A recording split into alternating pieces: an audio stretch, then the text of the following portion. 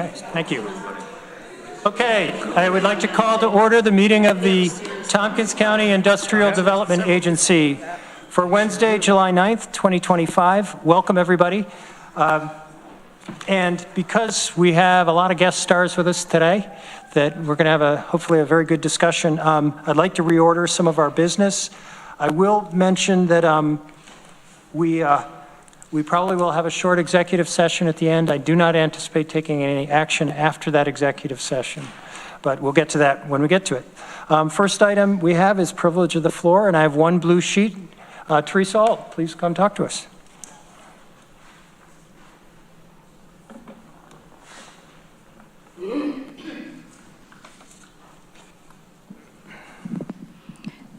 It's on, is it?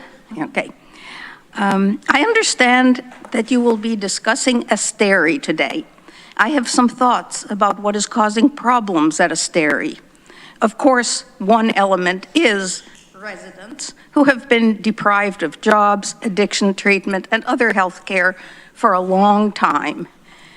No, they don't just snap out of those illnesses when moved into an apartment. They still need a lot of assistance. But my other thought concerns the people who are hired to assist them. There is a folk belief in Ithaca that if you walk into a few bars and restaurants and announce loudly that you are hiring someone with thus and thus credentials, a wait person or bartender will respond that they have the academic credentials and we're just waiting for such a job to open up. The bartenders may lose interest when they hear that the job being offered pays much less than what they are already making. The wait persons will probably see better pay. I have heard that staffing at Asteri and also at Art House has not always been sufficient for the task. Part of the problem may be compensation levels for such difficult work. Of course, the IDA has nothing to do with that. Wait a minute. The original purpose of the IDA was to help create good jobs. That is why building housing is not generally their purpose. But when the IDA assists supportive housing, it would behoove them to make sure that the jobs are adequately compensated. Thank you, Teresa. Is there anybody else who wishes to address the IDA? Okay. Are there any additions to the agenda? Seeing none, we'll proceed to business. And I would suggest that we take the TCIDA jobs report, and we'll discuss that after our general discussion on Asteri. But we do have an item, Lansing Community Solar, and I believe we have some representatives with us today. Please come up. We do. With us, we have Ryan and Martin from the Lansing Community Solar Project.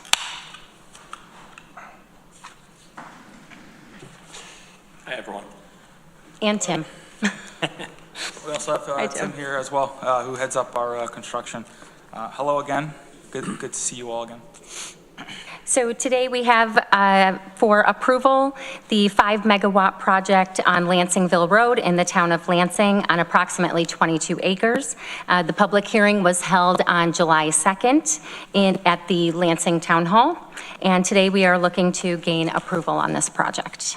Yeah. And I apologize. I generally try to go to every public hearing. I was out of town, so I could not attend. But thanks for coming in today. So at this point, any further discussion of the IDA members? Do you want to put the application on the floor for approval? Deborah moves. Jeff seconds. All right. Further discussion. I guess I'd just have some comments about why you're here now. And basically, it's because of changes in New York State law regarding the financial system that you thought you were operating under, and you kind of had the rug pulled out from you. What we're considering today would be applying the same benefit structure that any company would be getting if they had come in earlier. So that's why we're here at this point. Any further comment from IDA members? Are we ready to vote? Todd? Yeah, I know, excuse me, I know last time I had asked you about local labor, and you said you weren't able to find any. Has anything changed since then? With respect to the O&M component, so Yeah. once the project's fully constructed, we are right now interviewing a few firms to do the vegetative maintenance, so cleaning up and trimming bushes, trees, and also mowing in and around the arrays. And we are only looking at local labor. But is the installation complete? Installation is not complete now. And who's doing the installation? It's still Coral Reef partners in out-of-town labor, as I had mentioned last time. And where are they from? They're located in Pennsylvania. I don't know specifically the town. Hershey. Hershey? Thank you. Okay. Okay. And they didn't hire any local people, right? Everything was brought in from home, I guess? Well, it's a lot of specialized labor with the solar panel installation stuff. We did utilize local labor for the installation of some of our civil stuff, like Scott Hicks, Septic Services doing our road, right? He's going to start construction on that next week. We've utilized James Hatfield of Landscape Creations, who's doing all of our landscaping, which was actually really robust. He's been out there for a couple weeks doing that stuff. But for the panel installation themselves, they brought in local, they used the unions, right? So I don't know if there's a local union that they could have utilized for that either. Oh, yeah, there is. I don't know exactly where they pulled everyone from either. Okay, but the maintenance end, you said you got 2 local people bidding on that now? Okay. Yeah. It's definitely going to go to a local, okay. Thank you. All right, any further comment? Questions? All right, are we ready to vote? I'll call the roll. Deborah? Yes. Duxon? Yes. Jerry? Yes. Jeff? Yes. Greg? Yes. Todd? Yes. And the chair votes yes. So there. Congratulations, and good luck to your project. Thank you very much. Yeah, thank you very much. All right, and let's proceed to the main part of our meeting, which is the discussion we'd like to have regarding our workforce housing policy. And I'll make a couple comments just at the beginning. This seems to be a really important issue in our community right now. The IDA plays a fairly peripheral role. We certainly help with financing projects, and we've done that, and I believe we've benefited the community in helping to finance affordable housing in our community. With that said, it seems like there's been a lot of attention paid to behavioral issues at some of the projects, and we'd like to get feedback on how could we be doing a better job in, and perhaps amending our policy to, at the outset, look at these proposals to say how can they be structured that we can have some confidence they're going to go forward in a productive way. So that's the spirit that we'd like to proceed in. We don't have enough seats at the table, and we have a lot of guests, and we'd like to hear from everybody. I'd say certainly we have people from the management company, Vicino, and I see we've got representatives from the city of Ithaca. If somebody wanted to come up from each of them to a microphone, that would be good. And why don't we utilize the standing mics on both sides for other people, but fill in the seats otherwise. And in terms of agenda, I'd propose that we proceed down the list of questions that you should have received. And I can read the questions and then invite comment from all the participants. And certainly IDA members, feel free to jump in too. So we'll see how we do it. But the first issue we were looking at, what are the key questions the TCIDA should be asking at the outset before an affordable housing project is approved? And I would note that currently our workforce housing policy is silent as to any special considerations when ESHI projects are proposed. Empire State Supportive Housing Initiative, I think is the acronym. Does anybody have an opinion in the room? Would anybody like to start? Deborah? Well, first of all, I want to clarify, are we talking about affordable housing projects or are we talking about supportive housing for homeless? Because I think they're very different questions. Well, I think we're focusing on the supportive housing for the homeless. All right, so let's be clear that that's what we're talking about. Okay? Just to clarify, Greg. once they're housed, they're no longer homeless. Correct. So we should be defining, are we talking about permanent supportive housing, which are ESHI units, or are we talking about the 141 other units in Setesteri project that are affordable units? There needs to be a distinction made because it's a very nuanced topic. Yeah. I would anticipate there would be comment on both sides of that. Yeah, but just to clarify, once somebody's housed, they're Sure. no longer homeless. By definition. Yes. Would anybody like to lead off from our guests? Should I sit up here? Sure, sure. Hey everyone, I'm Rick Manzardo of Casino Group. And then on the phone, we've got from dealing remote, Jordan Gibson, Christina Vieira, and Aaron Henry. I'm not sure if anyone else from our office is on. So would you mind, just so I understand the question, I'll make sure I answer it correctly. Would you? Repeat it? Yes, please. Yes. What are the key questions the TCIDA should be asking at the outset before an affordable housing project is approved? And this is ESHI, yes, and other affordable housing. And just to clarify, it is affordable in general, or as we mentioned, kind of the permanent supportive or the ESHI I guess units? I'd ask you, do you think the distinction, are there blanket statements you'd make about that? What should we be thinking about? Or is ESHI different in your mind? ESHI, and there's, I think, 13 different qualifications within ESHI. So I don't want to get too far in the weeds. And they are kind of varying degrees of difficulty. With Esteri, it is chronic homeless, which is one of the more difficult. There ranges anywhere from, youth, seniors, domestic abuse, a very array. I think you have to look at what's the housing need in the community, what are the AMIs offered, is there need, is there demand, who's providing it, is it necessary for the finance of the project? So I think there's various things to consider. It has a high need, across a lot of populations. So while we'll fully acknowledge that, hey, this is not going the way we wanted.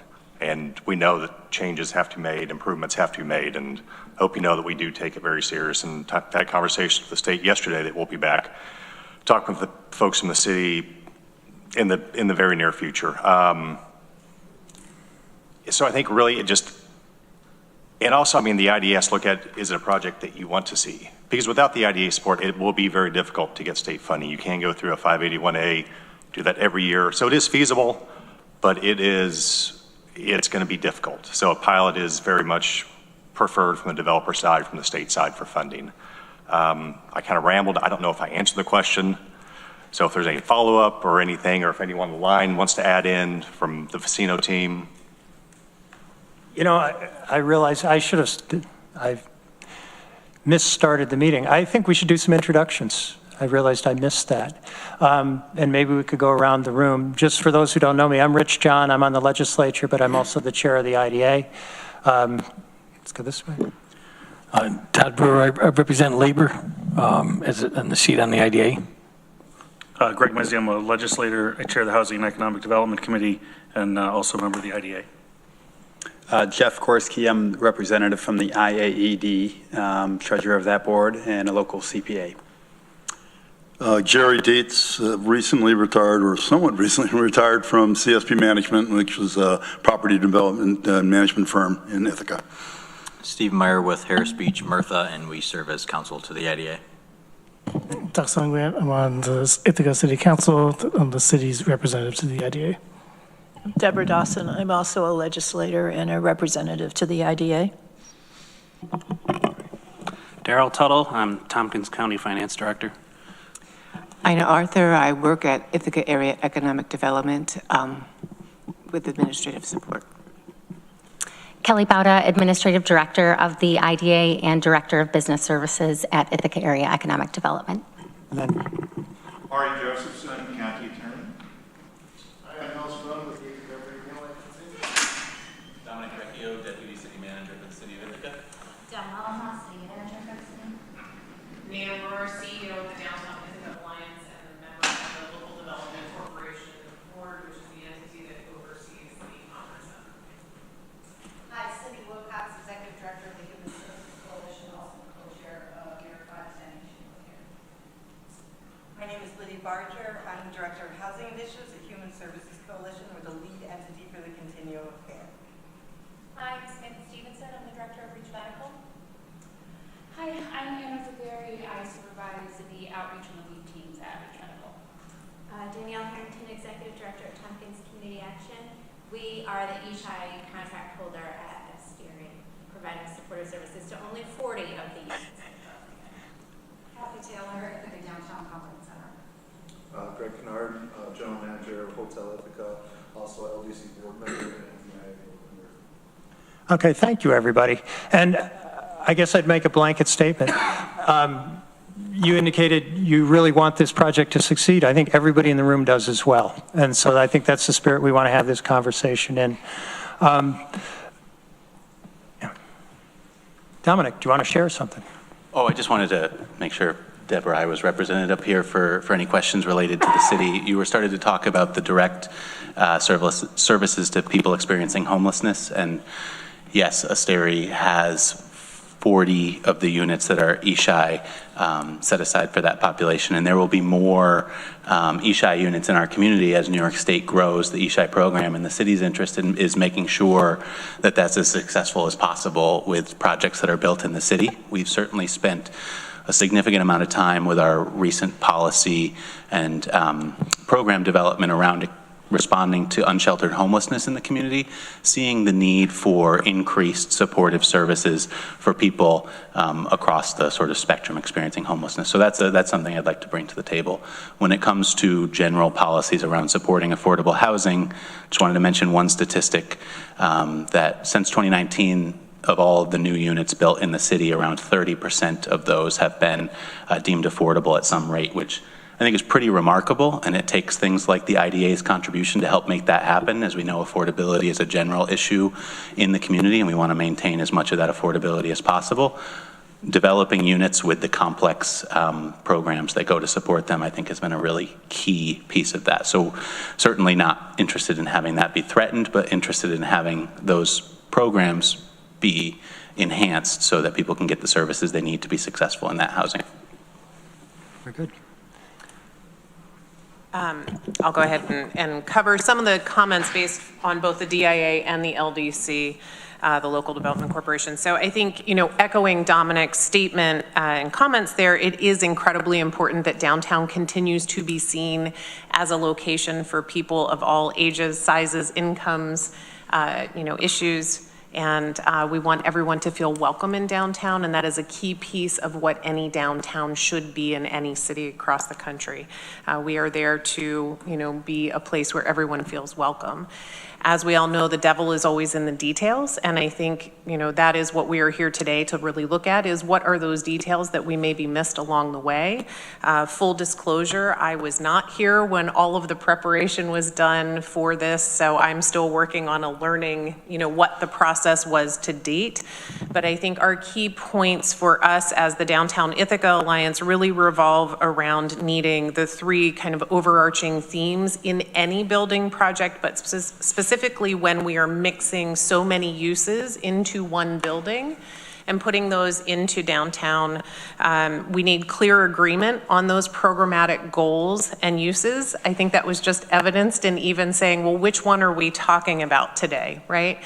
When you have multiple things that you are trying to address with one building and in one downtown that it already has other substantial uses in it, it's exceptionally important to be very clear about what those goals are. We are here to serve people in that building as well as throughout the rest of the city and throughout downtown. And when those goals change or become modified in any way, shape, or form, I think it needs to be exceptionally over-communicated instead of potentially under-communicated, which is what feels like maybe happened in some instances in this case.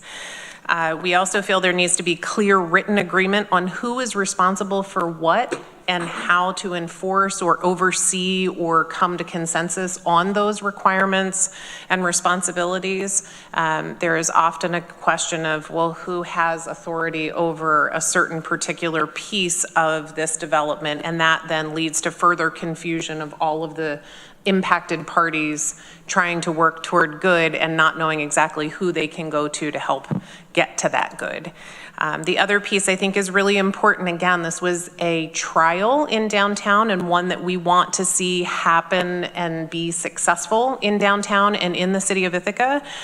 But it is certainly a trial and it is a new format for this town, for this city. And I think it's important that those regular meetings, check-ins and updates with both data and accountability measurements from all of the various parties, right? You see just by those of us who are affiliated with the project in some way, shape or form covers a multitude of folks. And I think it's important that we are all on the same page, because the end goal has always been to serve people coming out of homelessness, as well as serve people who have lower income needs when it comes to being able to provide themselves a home. And that is the important piece that in many ways we haven't necessarily lost sight of, but I do believe is a very difficult thing that we need to all be working toward, and we need to be working toward in a way that is beneficial to every single party that as best we can.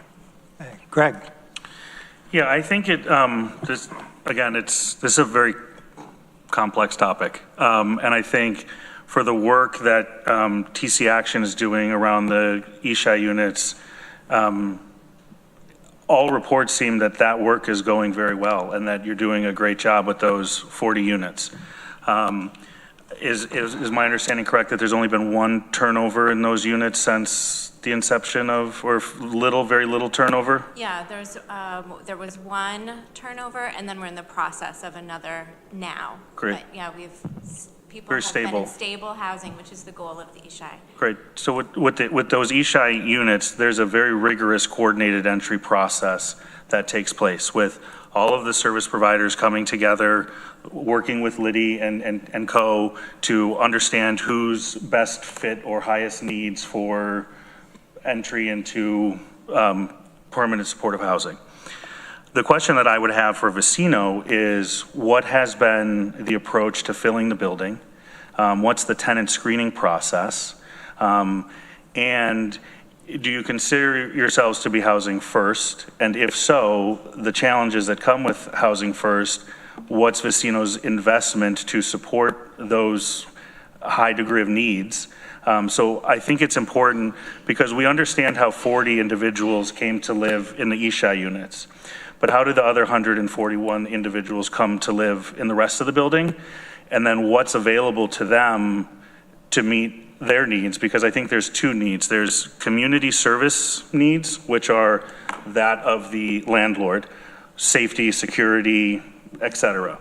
And then there's permanent supportive needs, which are through the Ishai units or through other nonprofit agencies to provide some of those wraparound services to those living there. So I'm just curious to understand Vicino's approach to filling those 141 other units, and if you think that there could be opportunity to improve that process. Yeah, I've got thoughts on that. If you'll allow me, I'm going to pass this over either Jordan or Christina. I have a lot more knowledge on management. So yeah, that's fine. Hi, everybody. I'm Jordan Gibson, Senior Vice President of Organizational Development with Vicino. To kind of talk about the screening process for the 141 units outside of the 40 Ishai. So the application process is pretty straightforward with individuals applying for the property. We do go through a income verification, and if they do not have the income piece, whether there's a subsidy or voucher that's available as well for the rent. We do have based on some of our requirements and what we can and cannot turn people away for, includes, the manufacturing of meth, as well as being on the sex offenders list. So those are some of the things that we have done in the past to cross-reference. However, we are working on new implementation processes to vet those applicants further with a deeper background check process that we're working with in our property management system, as well as, making sure that we comply with what the fair housing standards are, what we can turn away for and what we cannot. So the boundaries behind that we try to comply with, but also make sure that it's setting up the success for the residents within the building, the safety of all the residents and the staff as well. So we are acknowledge that there are room for improvement in that area, and that we are implementing new processes to do such. I think you also had a question about, what's available for the needs of these individuals as well. We are finding that many of our residents, while not part of the ESHI program, also come with some of the mental health challenges and behavioral challenges that you would typically see in set-aside units, but we're experiencing in the general population of Asteria Ithaca. We have been working with Reach Medical, and I had a conversation with Samantha over at Reach Medical this week to discuss how we can continue creating a larger presence from Reach Medical to provide services to all of the residents, 141, but also the ESHI as well in case that's needed. I know TCA has offered to help out with the rest of the population based on the staffing availability that they have as well. But looking at what services are available, having someone physically there to be able to meet with the residents, de-escalate situations, provide medical assistance, whatever we can do from those ends to provide for the whole community there as well. Okay. I guess I'd like to go back to some of Nan's comments, and I'm wondering, from the IDA's standpoint, should there be some sort of management plan presented to us saying that all the players that are in the room now have coordinated and are on the same page on expectations and assignments, roles, all of that? Is that something that is typically done on these kinds of projects, or is it something we should be asking for as an IDA? Does anybody have any thoughts on that? I mean, I certainly have thoughts. I would share them. Share them. I have lots of thoughts. I do think it is important. Again, this was an experiment that we want to see be successful, and it is a different combination of uses than I think exists anywhere in the world. And this is a community that is committed to serving people, and you've heard me say publicly previously, we are currently not serving everyone in that building, and that is not okay. And if we as taxpayers and a community have committed to making sure that this is a successful location, not just for those residents, but also for the conference center to draw more investment into the city, to provide more opportunity for our retailers and restaurants to have additional customers, our hotels who have all put private dollars into this as well. We are currently not protecting that investment at the level that we should be. So knowing that going into this development, I do feel very strongly that we did not put the guardrails into place to make sure that everybody was actually, to use the old phrase, singing from the same hymnal. There were changes along the way, going from 50 to 80% AMI for those other 140 to 30 to 50% AMI. Right? That was, maybe that was really clearly communicated. Maybe it was not. The community still thinks this was a building that was predominantly for, workforce housing, and, maybe that is or is not the case, right? There are all sorts of theories, but I don't believe there has ever been even consensus among those people who you see in this room as to what was actually, the goal and et cetera. So I think having very clear standards and regular communication is imperative to making this development work the way this community intended when it voted, and this body in and of itself voted to make this project happen. So I interpret that to say you think it would make sense for us to think about inserting into our policy a requirement that there be some sort of management plan. Absolutely. That the parties that are going to interact with the project sign on to. Does anybody have thoughts on that? And if I can add on one thing, I think Sure. What's really important that you mentioned the different AMI levels. I think, especially with the IDA, if you're signing up and saying, we support this AMI mix, and if it's different after the fact, that should be a change in IDA benefits. So that should be an easy thing. So to my knowledge, I think what we proposed has been constant at the AMI level. So I just want to point that out. But I think that is something important that should be kind of memorialized in the agreement, that, you know, these are the units, these are the AMIs, and if they change, then that changes the income, which in turn should change the pilot payment. Dominic. Just wanted to, we're talking about the management of the building, which certainly we see the folks who are responsible for managing Asteri here. I think I'd like to expand that just a little bit to think about staffing that's on site as well, because I think when it comes down to some of the experiences that we've... Dominic, just please. Backing up, when I use the word management, I was thinking more broadly. Which is great. It isn't just Vecino, it is the whole thing. So the case managers, the building managers, everybody. Great.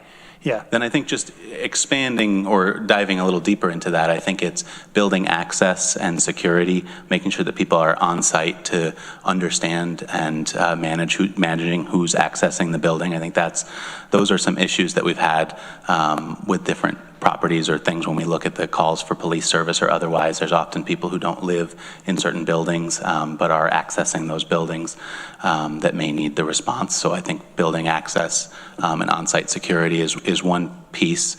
I think the second piece, of course, is the service provision, and then general cleanliness or other things. So within the management, I think those are 3 or 4 areas that have arisen for us, certainly from our building and code division and otherwise, that I think are relevant.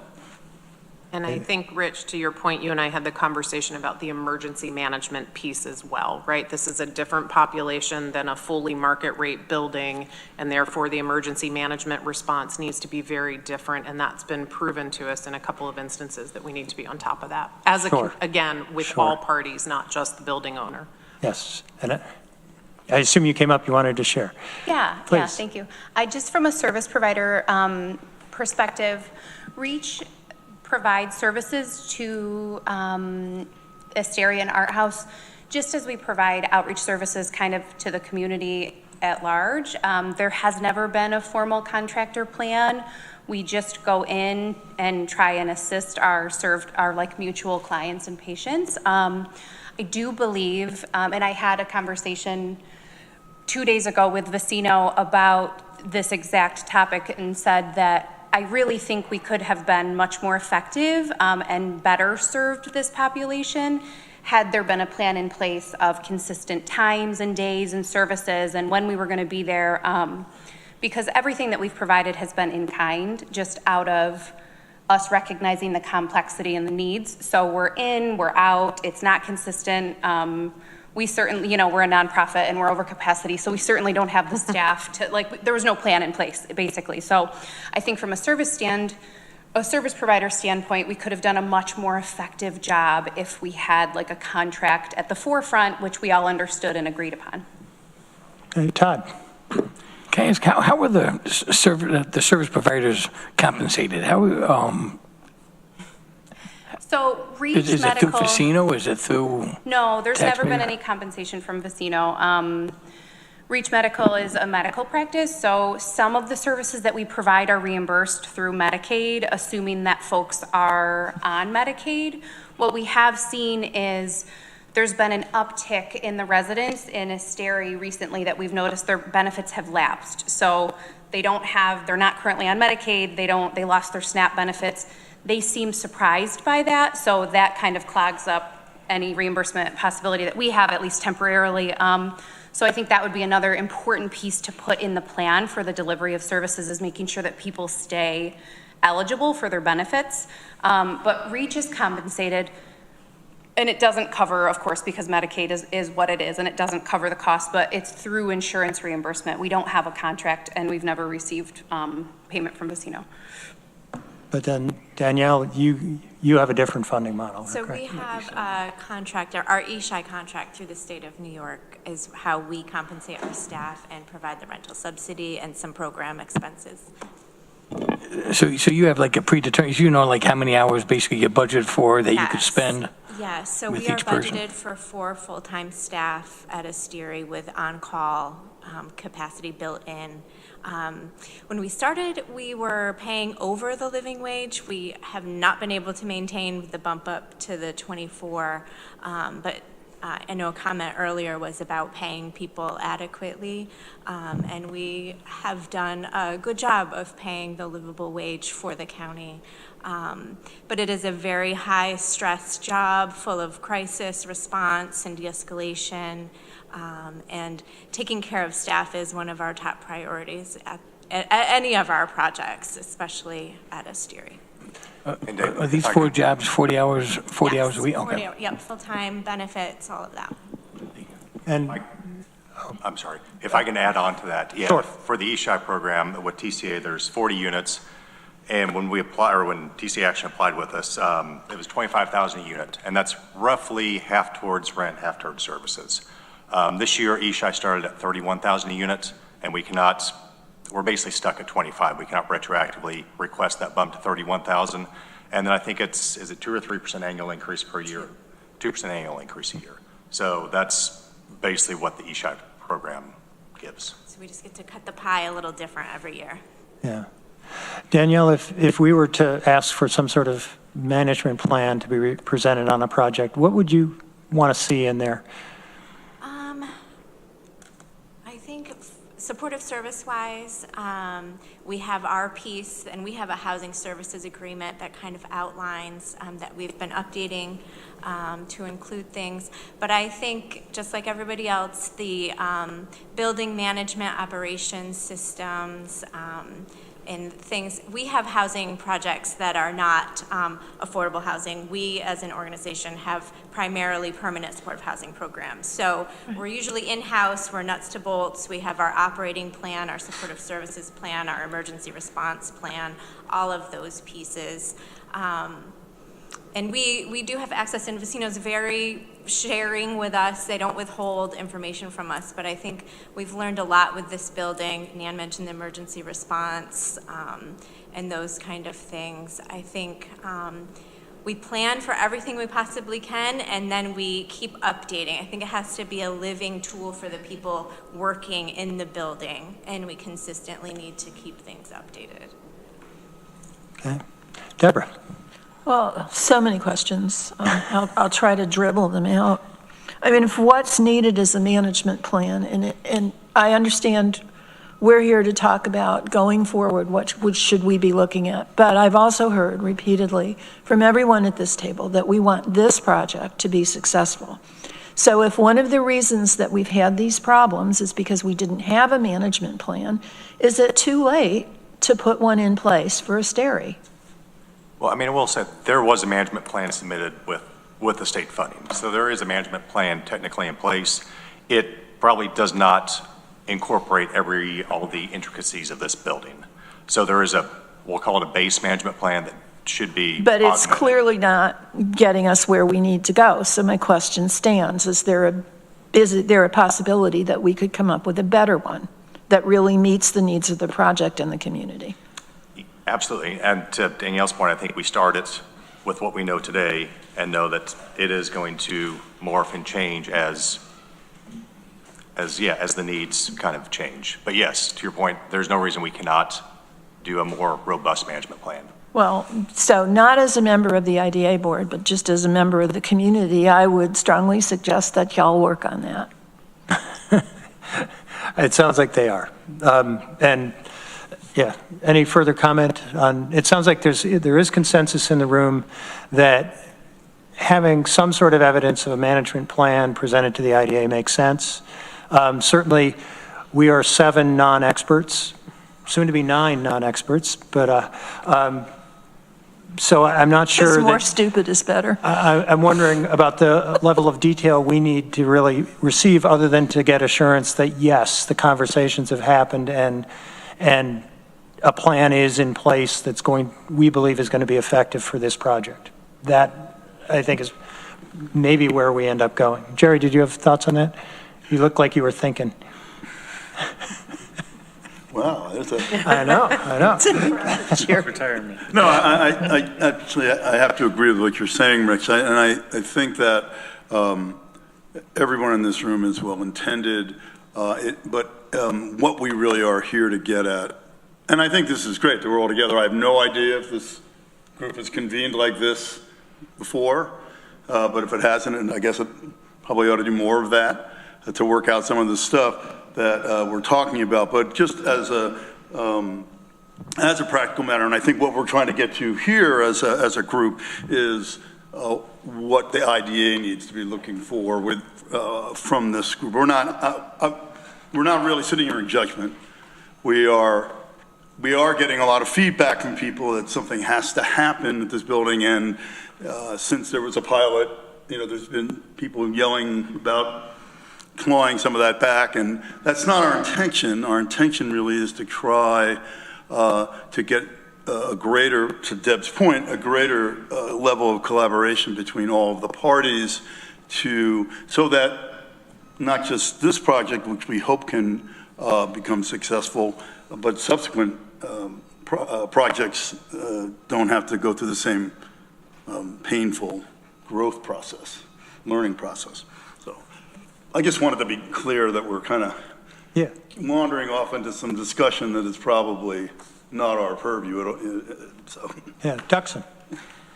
I just have a quick thought about this, probably for staff and for the housing committee, is that right now the agreement has a few things about the environment. I can't remember, but like there are a few things that if they're in violation of, they would be in violation of the pilot, then we'd be able to use the very heavy hammer of clawing back of the funds, which they're not in violation of. And so we're talking about potentially adding things to the agreement such that we would have some recourse or some accountability. And I think that staff, Russ, the board, need to think about if it's possible for other mechanisms than just canceling the agreement, which would have pretty detrimental effects on the downtown as well if the project failed. So we don't really have that accountability tool at the IDA, and we're going to have to think about that. Okay. Is it Greg? I just want to mention too, this plan that we're talking about, I just want to make sure that if it's possible, to be approved more than just by the IDA, by shareholders, by the city. So I just want to put that out there, that I know we're talking about in this entity right now, but just making sure that it's a bigger, broader picture of people who approve this potential new meeting package or management package. Okay. Todd, did you have something? Yeah, I know, like they're saying here, like Jerry said, hearing at the IDA meetings, we're getting a lot of feedback from the community. So it definitely appears like we need to, Reach needs to be able to take on more staff, to deal with the workload that they have. It looks like there's some areas that are really lacking as far as providing services for the 40-something units that people need, that the E-Shy. Sounds like they definitely need a lot more help and support there. With everything that's happening, with all the crime that's going on there on a daily basis with the police and the firefighters and the community members with the complaints, what do you see, Rick, as far as a way to, because I know all the service providers will be able to tell you that. I'm sure they all need more funding so they can get more staff. Well, do you have any answers or solutions to what else could be done to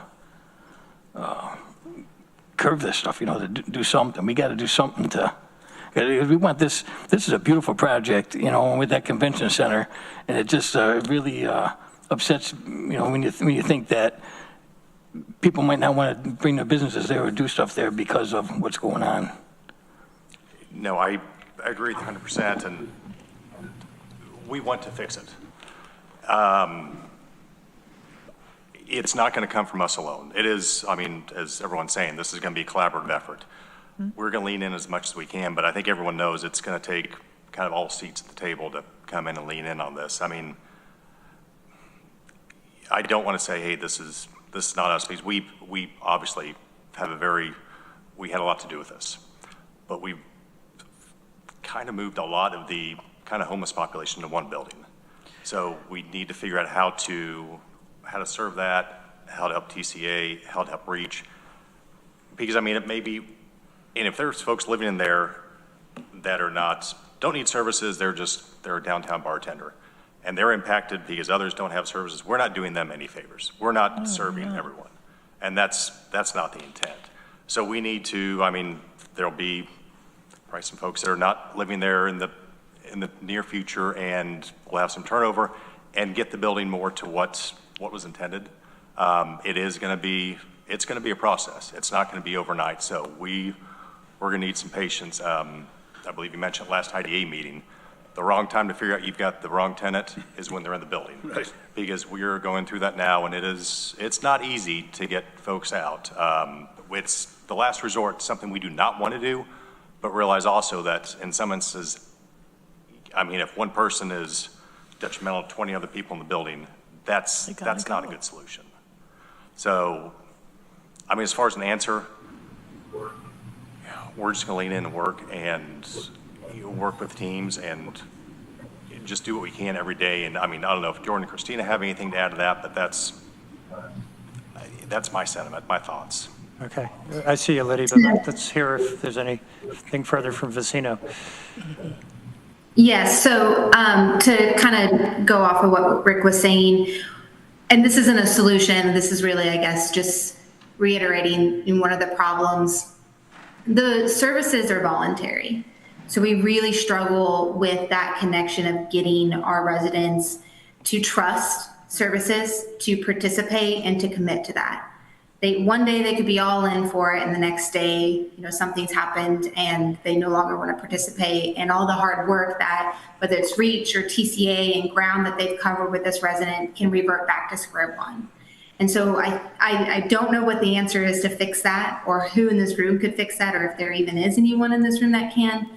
But the fact that it is a voluntary program and that we run into those challenges, it really prevents us from being able to truly make that positive impact that we want to have, and that we want to help people become the best version of themselves and grow and develop. Along with that, the funding is something that we've talked about, right? We can't, TCA is $25,000 a unit. We can't claw back and try to get the 31 that's now out there. Sam and her team has been absolutely wonderful in extending help with no compensation, because there is no funds to compensate that. With discussion with her this week, we do have a director of supportive services here at Vecino, and trying to think about, what are some other grants? What are some other opportunities that we can do? But the thing is, it's not just one staff member. It needs to be multiple individuals, and I'm sure TCA could utilize more staffing as well to help out with their 40 ESHI units that they have, and it's just the funding for that. So that's, challenges that we're facing that the brain power that we have in this room, I'm hoping can help us establish how we address those challenges and what options we have to overcome those, because I think Vecino at this point, we've extended as much as we can, and we're falling short on what we're able to do. And so the extra collaboration and help is truly going to help us with the voluntary services and just the funding of the supportive services and what we can offer. All right, thank you. Lydia and then Danielle.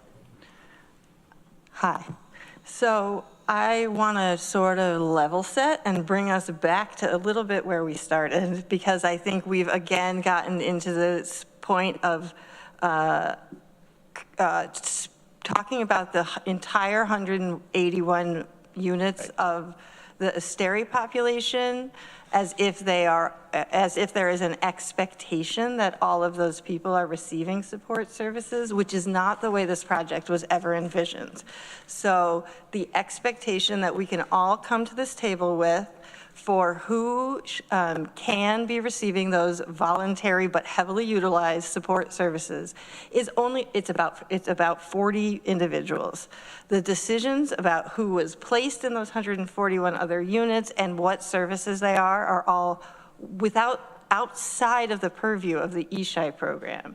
If there are people who are experiencing homelessness before they moved into the Asteri unit as a regular tenant, there is no expectation that those people are receiving support services in that building, and the expectation of the kinds of services that they would be receiving in that building would be landlord services. So the trash will be taken care of, their building halls will be okay. If they have a lease violation, they will get a lease violation. There's zero expectation of support services for people who are living in the 141 non-ESHA units. It's just like we have to, at this point, I'm sad that we have to separate them out because I am sad that we do.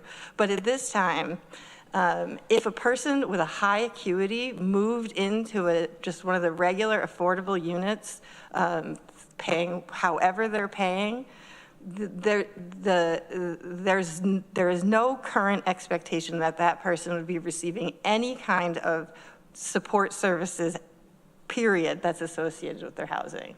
So if what we're talking about here is permanent supportive housing inside of a larger affordable housing community. Housing First is not just a philosophical concept, but an actual model that has actual standards. And permanent supportive housing is what Housing First is, and it's more than housing, significantly more.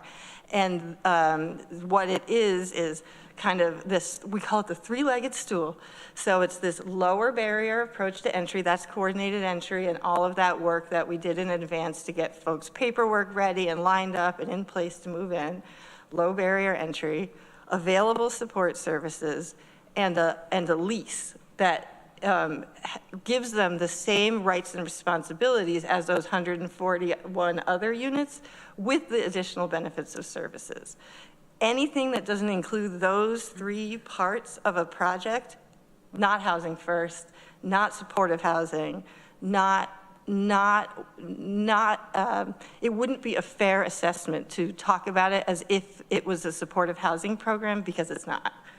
So it's like, it's easy to veer into these conversations because of what we see and hear and the way the general attitude perspective is, but there are really rigorous standards for what is what. So the people, we might want people to have support services who are living in those other 140 units. I'm sure we all do. That's part of what is missing. But there should, at this time, in nobody's work plan, would there be an expectation that that was part of it? Because it isn't. Letty, can I ask you a question? Yes. Because I just don't know, because certainly we have people coming to the legislature and to the IDA talking to us about hysteria. Are the behavioral issues we're seeing, are they strictly coming from Ishai, or are they strictly coming from the 141, or from both? But we don't have evidence to support that they are strictly coming from the Ishai. What I have evidence to support is the kinds of programs that people who are in the Ishai are accessing, like treatment and all of those things. My guess is there are some high acuity folks who are in those units that are maybe some of this, but it would be completely unfair and actually sort of out of line to make an assumption that all of the problems in this building are based on the 40 units who are actually receiving the most attention and support services and ability to access other things. The other 140 people are marooned in there right now. If they're supposed to have services, they don't. Understand your point. Okay, Danielle. Just really quickly, because Lydia addressed it's not an Ishai issue solely. But what I did bring was year one program highlights so that maybe we had an opportunity to share some of the positives that are coming from the Ishai program, because all we talk about is what's going wrong. So I brought them. I will have them available if anybody's interested. But Lydia pretty much said everything that I hoped to point out. So yes, please, after the meeting. Yeah, Greg. Yeah, and can I just ask that we submit those with the minutes for the record, the document that's been provided? I can provide a PDF if that's good. Right. Okay. And then, secondly, Rick, I appreciate your willingness to lean in, right? And just hearing you say that publicly and the fact that you're here in person and making this an effort is to be commended.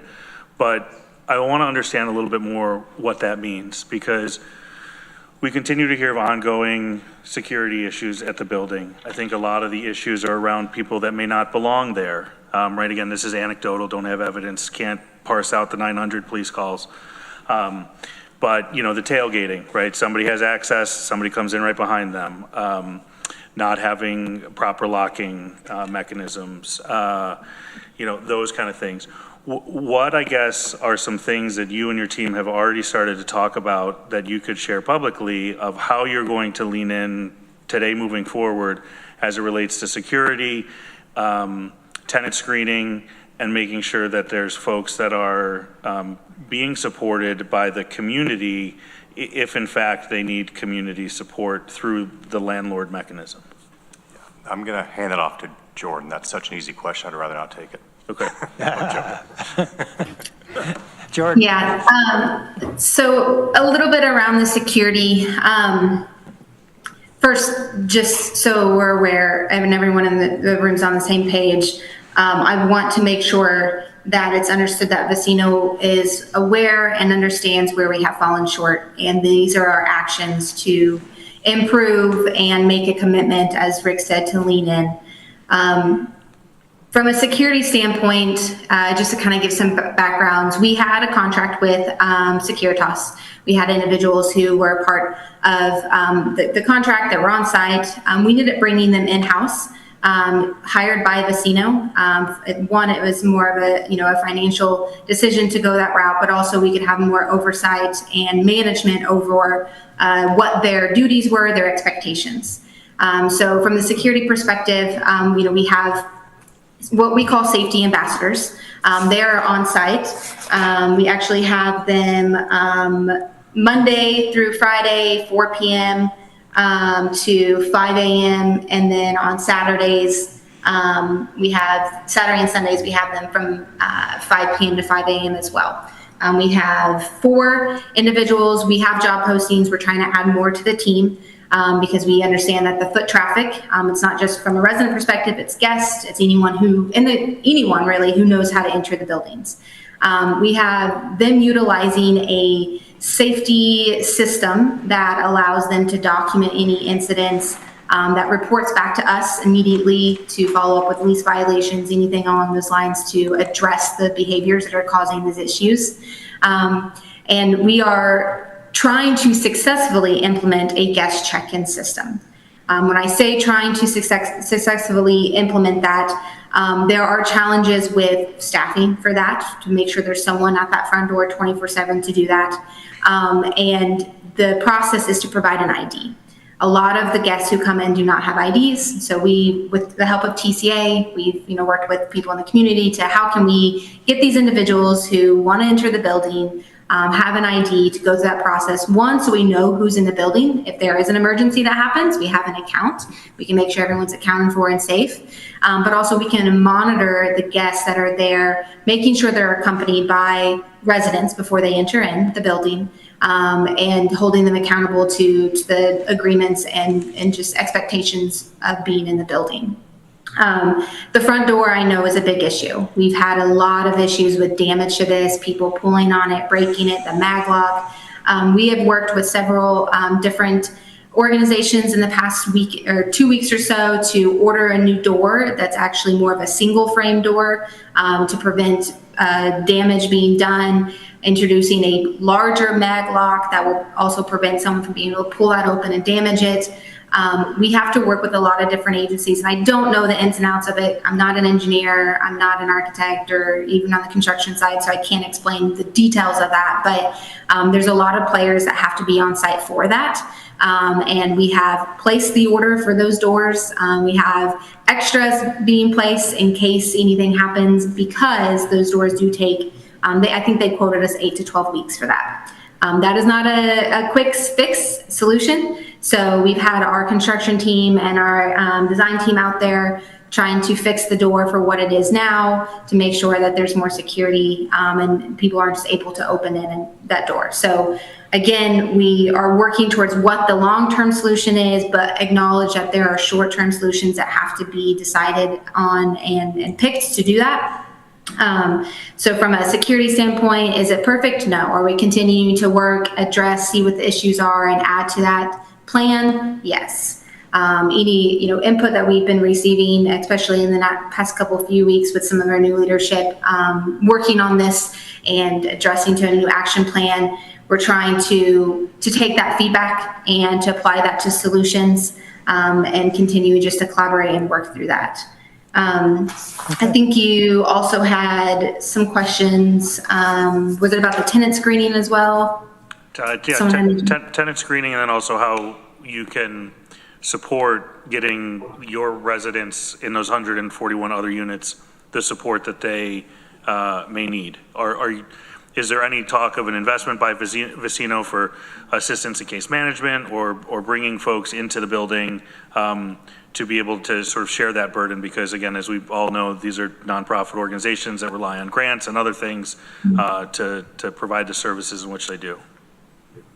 Yeah, so there's certainly discussions around that, trying to figure out from a funding perspective what we can do for the services to provide additional, but also when it comes to tenant screening, I know I mentioned earlier background checks and things along those lines. It's also not just that. It's also what is the current needs of the resident. And like we said, there's not an expectation for services for the 141 right now, but there are for the 40.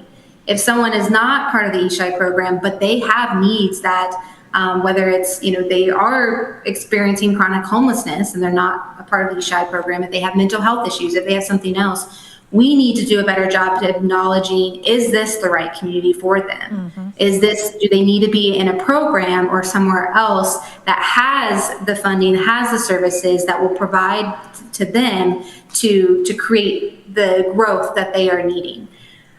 Do we want to turn the rest of the 141 units in something like that? That's something we all decide together. That's extra funding. There's so much more to add to that. But right now, with what limitations we do have, we need to be good stewards in making sure maybe this isn't the right community for them, right? Maybe they need more attention, they need more services, they need more help than what we're able to provide. Can we long-term get to that? Hopefully, but is that going to happen in the 24 hours that someone applies and gets the keys? No. So that's a bigger discussion to be had, and involving Rick, our director of supportive services, and more individuals in the community of just what that consists of.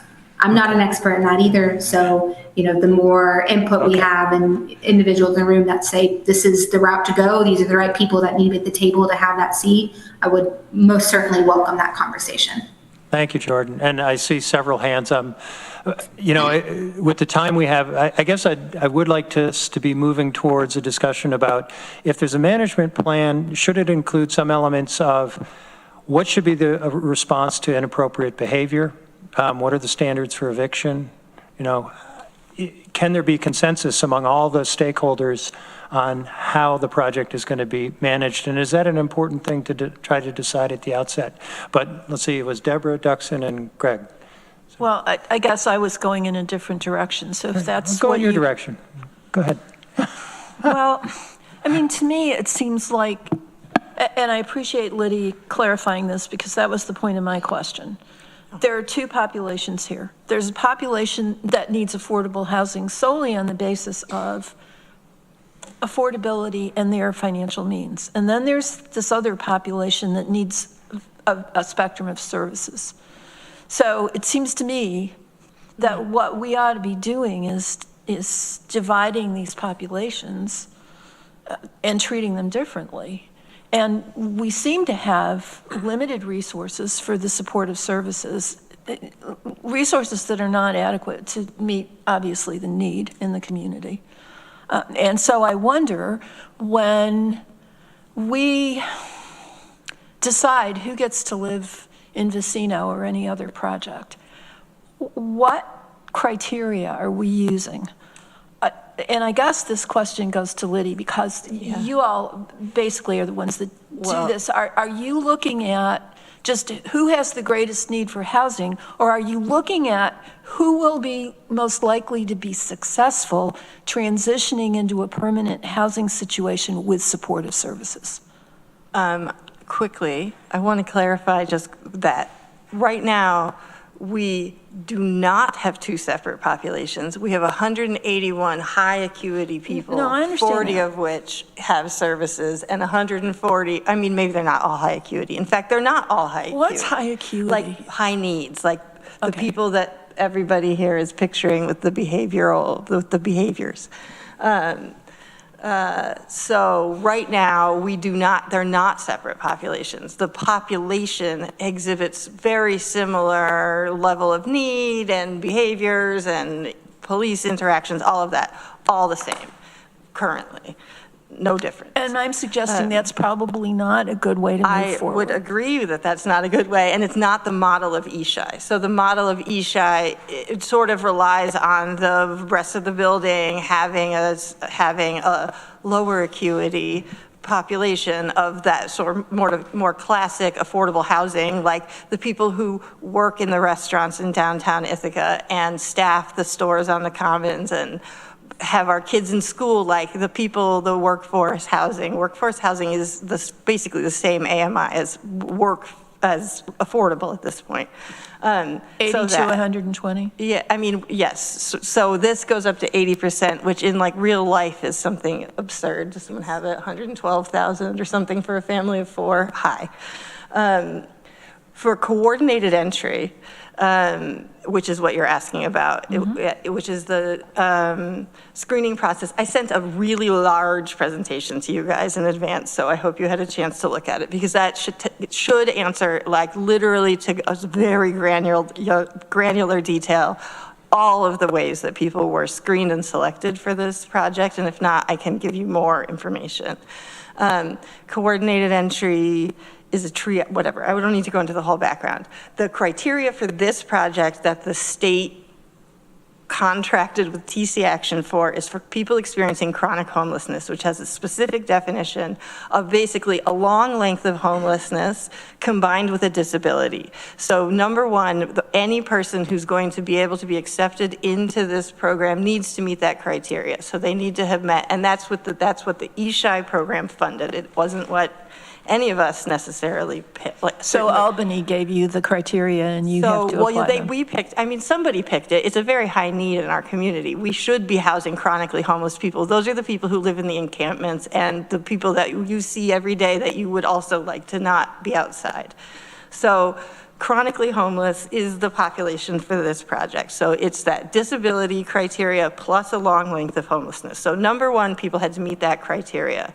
That, at the time we ran our coordinated entry list for this project, and no matter what, there was going to be 40 people who met that definition referred via coordinated entry into this project, period. That was part of the Ishai contract.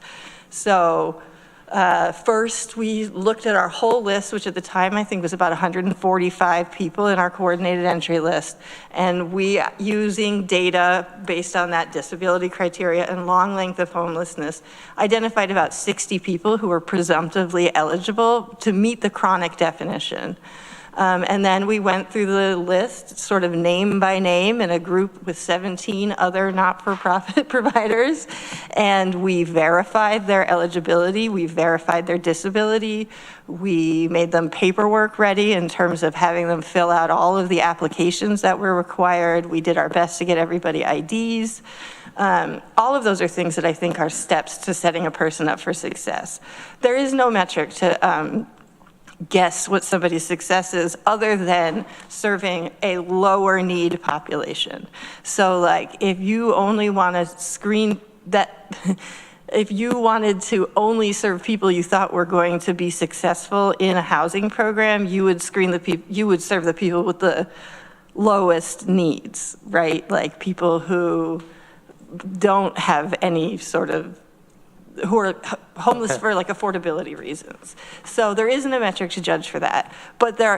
So they went through the behavior, they went through the same tenant, the background checks, all of the same things as like Vecino. And there was lots of discussion among those providers that were working together about the potential for fit. What was an unknown at the time was sort of that the atmosphere of the building. So we didn't know that we were selecting 40 chronically homeless people who were also going to be living in an environment with a whole bunch of other high needs people who weren't getting services. That was an unknown at the time of selection. May I ask, what qualifies as a disability? So I mean, besides the obvious physical disabilities, does that physical include a disabilities, substance abuse problem and mental health? Substance use disorder, mental health, but it's more than a self-report. So it's not just somebody saying, I have a disability that impacts my life, that it's like their provider attestation to their disability. Yep, it could be substance use disorder. In the presentation that has been sent, and I'm happy to send to anyone in this room, it breaks out everybody's disability type. So some people have multiple disabilities, so it's not like a one-for-one, but you can see it's a mix of people. I think it's something like, it's not 40 substance use disorder, if that's what you're asking, and it's not 40 mental illness. I've been out of town for 3 weeks, and I didn't have the benefit of seeing the document. I'll send it again to anybody who wants to see it, but it was, so there was a pretty rigorous, all that to say, I know there's this idea that it was like, we rounded up some people and put them in there, but it was actually like a very rigorous and slow process that took like literally months, and a lot of people worked on it. And to be fair, there's been one turnover so far and another one in process. So in terms of meeting the ESHI goals, it is meeting the ESHI goals of increasing their stability, increasing the overall health and wellness of the people who are in that space. Those are people who were living outdoors 1 year ago and are living indoors now. So I would call them all successful. Yeah, some of that depends on what you're measuring, which is don't return to homelessness. That's one of the things we measure for success. And there are other things we measure. I think in the community, we'd say there's other measures as well. So but what let's are not they? get into that argument. Oh, okay. Yeah, like the behavioral stuff. Yeah. Duxon. Just to inform the policy front, so Vecino has dozens of properties and thousands of housing units throughout the country. So I'm just curious what was different about this project that made it more challenging, if that's true. Because I know other municipalities are dealing with very similar challenges as well. But if there's anything unique about either the process or the population, it would be helpful for us to know as well. Jordan, do you want to take that or should I? I'll take a stab and then I'll let you have at that. So, it's kind of hard to pinpoint some of the challenges, but and the differences, but I do think that understanding, like what Lydia's saying, it's not, we don't just have 40 individuals who are experiencing challenges. We have a whole building. Is that part of the screening process? Probably. Is that other factors? Definitely. Identifying those factors is important. The partnership side of that is different in Ithaca than some of our other communities. The type of populations that are being served, we have other permanent supportive housing units across the U.S., but and some of them are chronically homelessness, and some of them are other populations with different vulnerabilities. So I don't know if I have a specific question or answer for that as to how they're different or why it might work better in one area versus the other. I do think some physical things like the location of this, it's a very highly trafficked area, and it's with the conference center, and it's near, your guys' busiest area with other businesses, and there's a lot of eyes on it. That has a lot to do with it as well. And just the overall full population of the building, not just the set-aside units. Rick, anything you would add to that? Yeah, thank you, Jordan. Yeah, I think a lot of it is the broader populations people have mentioned. Yes, we've got issues with the ESHI units. We've got issues with the other units also. So, if this were 40 ESHI units with higher acuity and 141 service folks, firefighters, teachers, you name it, it would be a different building. We've got a different population there than we envisioned. So a better screening process Yes, ma'am. would have been extremely helpful and avoided a lot of this.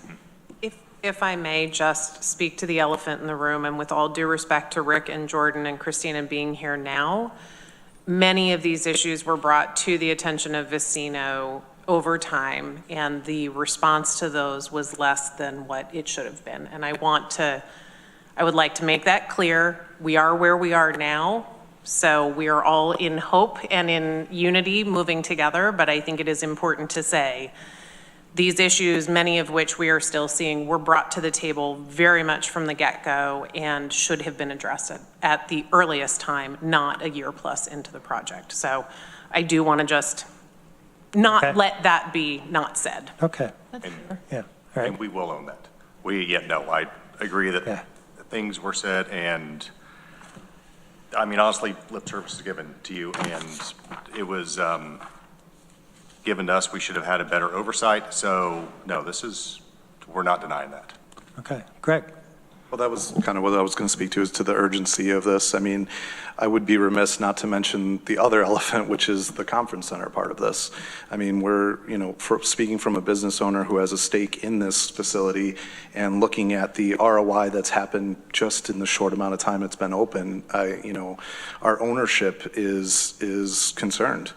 And I just want to speak to that in the sense of making sure that there's an understanding that there needs to be urgency for this, because that part of that business is suffering and is not where it needs to be, where we project it to be, where the community is benefiting from it needs to be. And, to speak to, Jordan's response and your response to, what action plans already you're taking and where you are, just being very honest, it doesn't make me feel warm and fuzzy with that kind of answer. And I just want it to be known that the urgency part of it was such an important piece coming from a business ownership standpoint, and from the LDC, being a board member there, and the discussions that we have and how it's affecting just the DIA, the downtown. I mean, so I just wanted to make that note. Okay. Rick, did you want to respond to that, or I think you said it? No, you said it. Yeah, I agree. No, we do understand the urgency. We are going to move as quick. We've got, new people in place that will hopefully guide this process. I'm good in staffing, but we did make a major change that hopefully kind of greases the skids and helps things move a lot easier. Okay. Very much. To echo that, we have deployed all of the resources that we have. Christina is new to our team, but she brings a lot of great experience. We have a third-party consultant that's been in the property management world for over 40 years that is holding us accountable, helping us work through these challenges. Is very involved. Aaron, Rick, and I are very involved. We are deploying and dedicating as much as we possibly can, and then some, to address the urgency and to fix these, because as Rick mentioned, and to acknowledge Nan, there was a lot of letdowns beforehand. And there's, no matter how many excuses we could throw at it, it doesn't matter. We need to own it. And we are actively deploying and involving all the right individuals and more to address and fix and to stabilize. Thank you. Okay. Deborah, did you have something? Could I jump in just here for a second? Sorry, I haven't spoken. And I'm Aaron Henry. I'm the president and chief financial officer of Vecino. I did want to address that because I can understand how that could be conveyed as being a little unsettling with our response as to what we're doing and how extensive our response is to this. So I wanted to echo one, with staffing. Not only are we increasing staffing to deal with security measures, to deal with the trash issue, an individual that is solely devoted to dealing with some of the trash issues at this property, along with hiring an engineer to confirm how this trash needs to be handled going forward so we don't run into that issue. We have made a change at the leadership of Vecino management to oversee not only this property, but our portfolio in New York, to have more, just a change in direction, to part ways with what we had, to move in a different direction. The third-party consultant that we've hired, we are hiring an asset manager to represent the ownership of Vecino that will be living and located in New York, more local to Ithaca in the local area, to be a representative of Vecino to anyone that needs that, and provide more accountability and oversight to Vecino management and the staffing. We've deployed multiple and will continue to be deploying resources from our corporate headquarters, from our construction company, from other property managers in our portfolio to assist in getting the property under control and moving forward with as stringent as possible eviction standards to get this property under control and get the right kind of tenants and residents at this property to ensure its success. Some of those things had been communicated from ownership and the executive leadership to the property, but they were not being handled the way that we had been asking them to be handled. We probably waited too long to make that change at the leadership level due to the individual's experience, relationships, and so forth in the area and in the state of New York, in which we felt we had a lot of confidence. But obviously we needed to make a change in that direction. So it goes beyond that, inclusive of additional cameras, locking down the stairwells, making sure we've got access control, dealing with identifying the residents. There's a laundry list of things that we are doing. It's no excuse for what has happened here, and I certainly share in my concerns. If I was a resident or someone that is sitting in Ithaca and was seeing this happening, I would be extremely pissed off. And so we share in that sentiment, and words only go so far, right? We've thrown a lot of, we're going to get this under control, we're going to do this. It's time for action. You will see action. Christina will be on site. She's already been on site. She'll be on site continuously, and you'll see a lot of Vecino presence there to get this under control. So our actions will speak. But again, we do share our apologies. Okay. We own this. We don't have this issue happen in our rest of our portfolio across the nation. The uniqueness of this property has caused us to go, oh gosh, we have to react, which is definitely not a good situation to be in. But we will react, and we will react accordingly. And so I wanted to provide more clarity that the communication from the leadership and the executive staff and everybody on this call is extremely stringent. There is a no toleration, it's just not going to have it. If we don't have the right staff on site, they will be terminated. If we don't have the right people there to make sure that this property is under control, we will have it. And so I tend to be pretty direct in how I handle business, and that's how we're going to handle this one to get it under control. Thank you. Appreciate that, Aaron. And I just want to make clear, we're talking about IDA policy. I really don't want this to put you in a defensive. I appreciate all the comments. Not defensive at all. I appreciate it. I just wanted to share that so that you knew that very good we do take this very seriously. There's a lot of people that will be watching, but we are running kind of into the end of our time. And I did want to come back to the question I put on the floor of, is there consensus on how poor behavior should be approached and on the standards for eviction? And if anybody wants to speak to that, Nan, did you? I wanted to go back to your original questions around what policies, and again, it's not in my place to tell you what policies, but I would certainly recommend that there is accountability of all the partners with realistic measurements, right? It can't just be, oh, people should do better, right? It should be very clear. The building owner should do this. The building manager should do X. The city should be doing this type of, inspection, or the county has this type of level of accountability. The DIA has this cleaning responsibility or marketing. Every single party at the table has a different level of accountability, and there should be repercussions that are then able to be held. As stated earlier by someone, getting rid of the pilot, getting rid of the tax abatement, and just, taking the building back, that is the, oh dear God, Titanic, level option. That is not the option. That's a nuclear option. There are other things that I think might be worth considering, and I'm happy to do some research on those with you all around other ways and mechanisms that you can hold property owners at all levels and accountable. I also want to strongly stress, and I want to thank Corsa, the county administrator, who has also been helpful on this as well. The city, the county, also have mechanisms that they can use to hold building owners accountable. And I just want to make sure that where IDA has that and where the county legislature or the city can hold people accountable that that is done. But I guess, okay, coming back to my question is, should the IDA in its policy be looking for some assurance that all of the stakeholders are on the same page, that there will be standards for behavior, and when a person violates that and you know, causes real difficulty for the other tenants in the building and the community, there will be accountability and perhaps eviction. Yes. Is that something we should be looking for in our policy? And do we have that here? Is there anybody in the room who disagrees and says, you know, the purpose is housing and we just have to keep people housed no matter what? I'm not hearing that, but okay. Greg. And I think New York State landlord-tenant law makes it pretty clear that eviction is a mechanism, and it should be utilized. I know that it's not something that's a popular conversation in our community by any means, but obviously we need to Nan's point, hold everyone accountable. That's tenants included.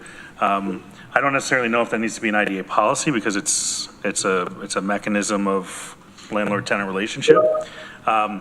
My concern is that our development timeline in Ithaca is already so long, so arduous, and so expensive that if we add further additional, let's all come together and agree on every single detail of every single plan, it's going to be pretty onerous, and we just won't see. Greg, I agree with you. We just won't see projects. And I wouldn't look for that level of detail at the IDA. What I'd like to hear is assurance that the stakeholders are on the same page, that there is alignment.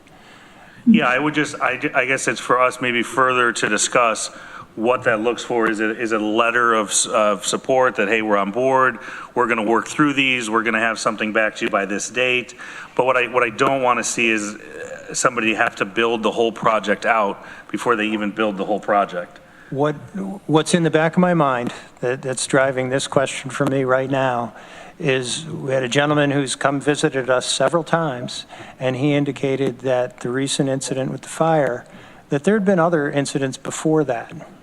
And the difficulty of acting quickly may have been the result of there isn't that alignment. And I'd like that to be there. You know, that was a real safety issue, and I want to give the building owner the clear authority to act when there's real safety issues for everybody in the building. And I don't want there to be anybody saying, no, fires are okay. I don't think anybody's saying that, but I would feel better on the IDA knowing, yeah, that's where we draw lines. Rick? Yeah, if I can kind of, for practical purposes, as far as kind of IDA alignment or agreement, I do want to kind of throw out the timing perspective, because as a developer, we need the IDA agreements ideally before we apply to the state. So it's pretty early in the process. So I think best case scenario will be an agreement that this will take place within 12 months or something like that, just for practicality, because I don't want to bog down the process with the IDA trying to get into the details and whatnot. So that's one point. And yes, I mean, I don't know if we want to share kind of what our thoughts on eviction are, how many folks are on the list, but eviction, it is not an easy process. So we wish it were, you know, if you do this within a week, you could be out. It's not that way. So it is a process. So I just want to kind of emphasize that. Yeah. Yeah, if I could tag on to that, we have a long list of individuals that are going through the eviction process from behavioral. We're focusing on the behavioral evictions first because that's the most immediate danger to the rest of the residents or anything along those lines. But also there is from the non-payment as well. Non-payment's not as important to us right now. We're focusing on the behavioral side of things. But even with that, we really do struggle with getting those evictions through the court system and taken care of. We can see that, if we submit, we're only allowed to submit so many per month as property owners.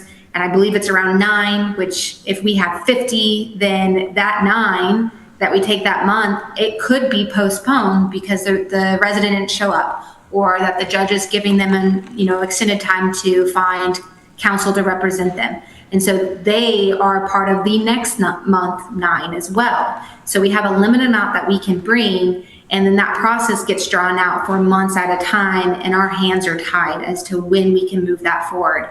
And so I would love to be able to collaborate as a group, or if anyone has suggestions on how we can expedite, especially when we have individuals who are in immediate danger to residents, the building, the community, the staffing, everything in between, because there are situations, as you know, the fire incident was, an individual, and it did take a while to get that resolved. And we had valid reasons because of the immediate danger, but it's just, whether it's the court system, justice system, whatever it might be, there's things that are preventing us from being able to move forward effectively. Yeah, Jordan, I wasn't trying to be accusatory there. No, I understand the court system. I've done evictions. I know they take a long time and they're really hard. But what I want to see is that all of the stakeholders understand that we need to have that tool in the toolbox and use it on occasion. Rarely would be great, but when it's necessary, I think we need everybody to say, yeah, has to happen. Corsa, I see your hand up. Yes, I just want to say a big thank you to Aaron for acknowledging the problem and taking responsibility for the role of the property owners and all the issues that have been discussed. And I just want to assure him that we want them to succeed. We have been working together with the city to make sure they succeed. We want them to be successful. We want them to be able to expand their footprint, to be able to succeed, to get people housed. So we want to be partners in that success. So we are working around this to make sure there's room for success, there's room for improvement in the environment and the problem that they're encountering. So I want him to know that they are not by themselves, they are not alone in the fight. We in the county government, the city government, based on my conversation with them as well, we want them to be successful. So I want them to also see us as partners in this success drive. And I appreciate the steps that he laid out that they want to follow, and we want to work with them on those steps. We need concrete timelines. We need clarity of the ideas and purpose, and we want to be partners in that success project so that we can see success with this project and other projects that are to follow in the future. So I just want to assure him that the city and the county want to see success with this investment, and we want to be partners to that success drive, and we want to work with him to make sure that we all succeed together. Corsa, thank you. Yes, thank you. Okay. I think we've had a pretty good discussion today. Is there anything else anybody wanted to add to wrap us up here today? Todd. Say there's one thing to Aaron or Rick. The other project in Ithaca, the art house. Is anything happening there to change things going on at that location too? Because that's pretty bad too. It seems to be doing better, I think. It's been better during the daytime. I can jump in. It's still. Just quickly to answer your question, they are both getting a high level of attention. We understand the scrutiny and the issues that both of them have caused. While Art House has improved, it has not improved enough. And so they are both getting focused on, obviously Asteri is probably a more dramatic, immediate issue given its location and the issues it's causing in that general vicinity. But they are both getting a high level of attention to make sure that they are both being brought to match the rest of our portfolio. I would say they are a bit outliers in what we have in our portfolio, and so they are certainly sticking out like a sore thumb, and they're getting a lot of our attention at this moment. So yes, you have our commitment to do that. Okay, thank you. All right. Anybody else? Greg. Just really quick, I know we talked about it as an action item with this management plan. Would there be any way to maybe quantify a timeline before in this discussion, possibly?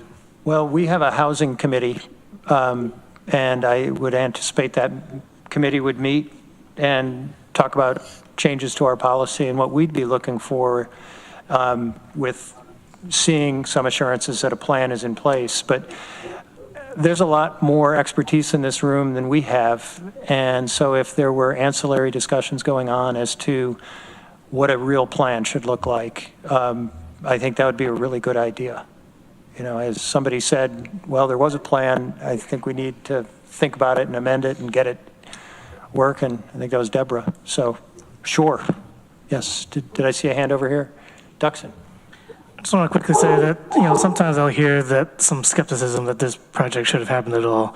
I was not on the IDA when it was approved, but I was and am still on city council, and I continue to think it's a miracle of a project and really good use of city land to leverage, a new parking garage, affordable housing, and a conference center. And obviously, there's tremendous amounts of work to do, but as pretty much everyone has said, we still want to see the project succeed.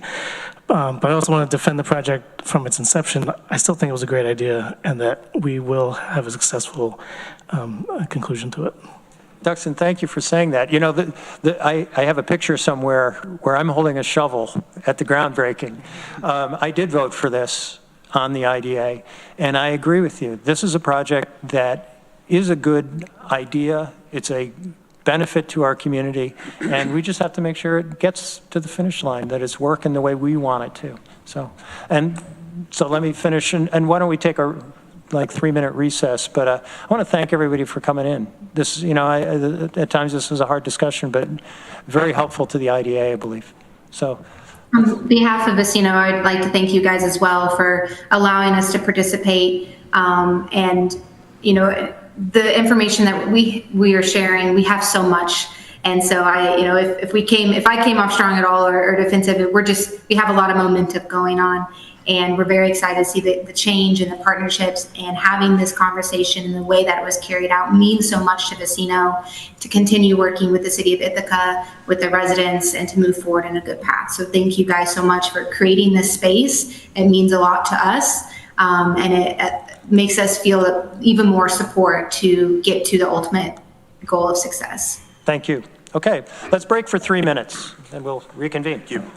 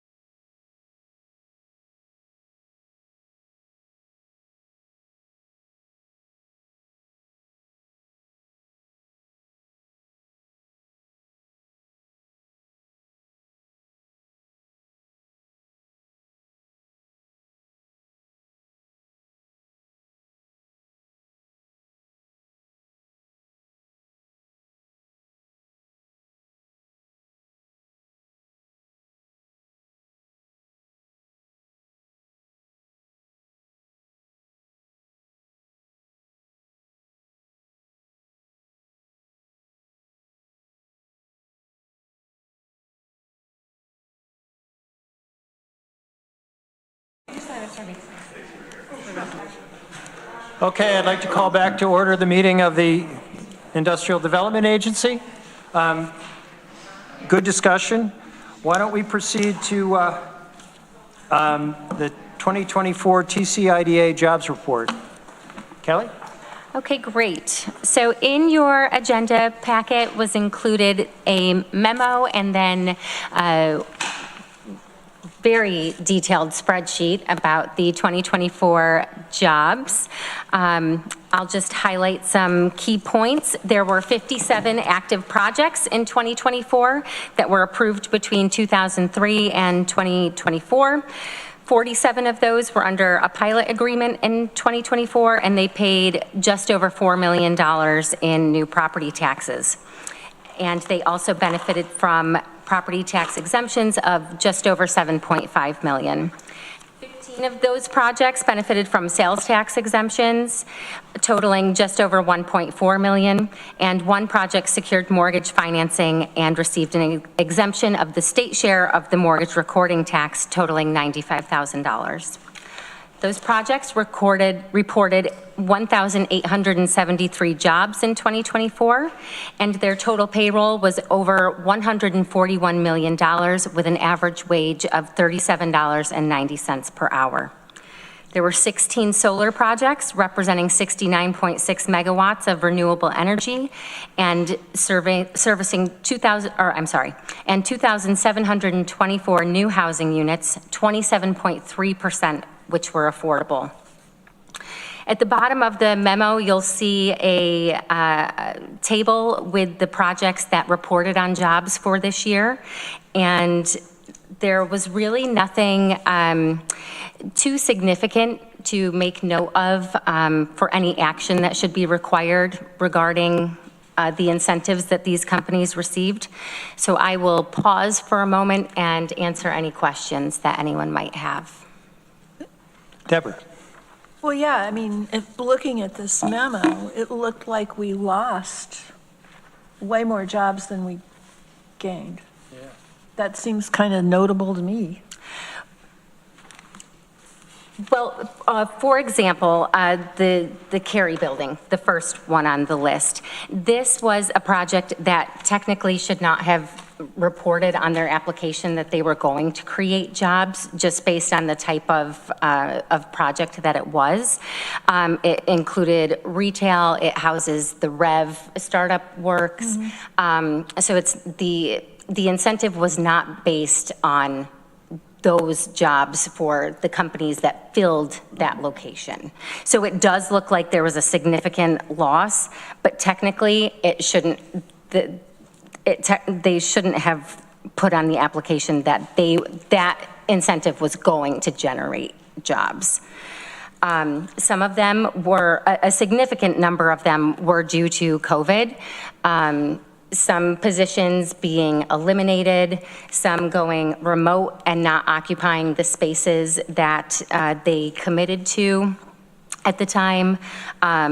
If you look at Green Star, for instance, that one, they have struggled to achieve the amount that they indicated from the start. And it's one of those situations where we kind of don't want to kick someone while they're down. Oh, no, I understand that. I just think it's worth noting that whether it's COVID or some other reason, we've lost a lot of jobs on these projects. I saw the same thing. It does seem like COVID changed the map pretty drastically. Yeah. Yeah. Yes. Further questions, comments? Greg? Yeah, as I guess a first timer here, how does the net jobs gained compare to previous reporting periods, more from a historical standpoint? Is this typical that we would see this and just always be surprised that we didn't create as many jobs as somebody put on their application? I think so for this snapshot in time. Based on the incentives requested, the types that were, the types of incentives that were afforded and the projects. I think it's a snapshot of that time that shifts that perception, or the reality of what happened with those jobs. Because if you look at the trust company, for example, when they opened their new headquarters, it was a consolidation of locations, and then also COVID and the addition of remote workers. So that affected their total number. And then with the hotels as well. Yes, Ina will add. If you might, just to get a little historic perspective, because I've worked with this organization for quite a while. So there have been times where there's different types of companies that have come to the IDA, perhaps less affordable, housing or mixed use, more of the traditional, Borg Warners, I'm going to build this. A lot of times they may be a little more over positive in terms of how many jobs they are going to create. But this up and this down is fairly consistent based on the industry, what's going on in the world. A lot of times it was a lot of offshoring, and then all the manufacturers lost their jobs, and then the manufacturing jobs came back. And then as the IDA shifted to community benefit projects, like the Cary building or such, it's like if this retailer moves out and they're taking all their jobs, or a lot of times companies like a Maycom or such, they'll be bought and their headquarters are transferred to Japan. So there's a lot of things going. So not atypical, but there's a lot of factors, and COVID being one of them more recently. But it's not unusual to see the ups and the downs, just from my perspective. Yeah. Certainly even before COVID, you look at the jobs report and. But it wasn't quite this consistent. I mean, yeah. There's only, one where there was a net gain. Looks like it, yeah. Yeah. Hilton Canopy's the only one. Although the Cary building should not have been. Well, okay, misreport. fine, take that out, but Yeah. you got. I agree with you. Yeah. There are, if you do reference the spreadsheet that you need a magnifying glass for, there are some that do show an increase in the number of jobs. What's reported here are only the projects that are contracted to report on their jobs. Okay. If they contracted, they became smaller. Or that the jobs shrink. So on the spreadsheet, we'll see some that did exceed or meet their job goals. So appropriately, Esteri. Knickerbocker. Yep. Yeah. Yep. Yeah. What a huge success that is then. Wow. Yeah. Anyway, that's the jobs report. I do want to keep us going. Any further questions, comments on that? Then moving on, I do not have a chair's report this month. Staff report? Very quickly, exciting news, the Caramore Solar Project in the town of Ithaca that was approved at the end of 2023, they broke ground today. So we met with them to discuss labor reporting and the sales tax usage. So that is moving forward. The IDA Academy that is slated to be held here at the end of July.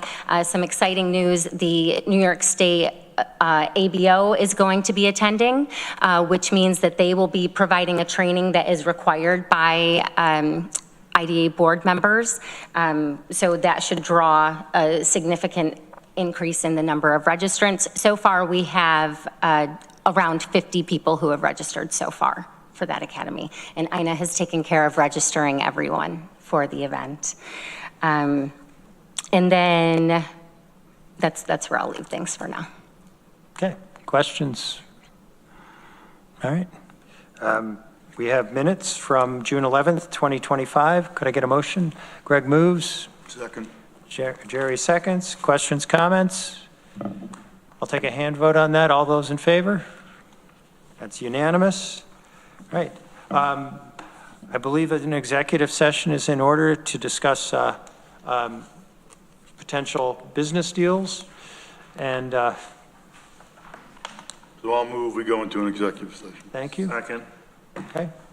And to reiterate what I said at the beginning of the meeting, I do not anticipate the IDA taking any action after. So, motion seconded. I'll call the roll. Deborah? Yes. Duxon? Yes. Jerry? Yes. Jeff? Yes. Greg? Yes. Todd? Yes. And the chair votes yes. All right, so take a minute and shut down the system.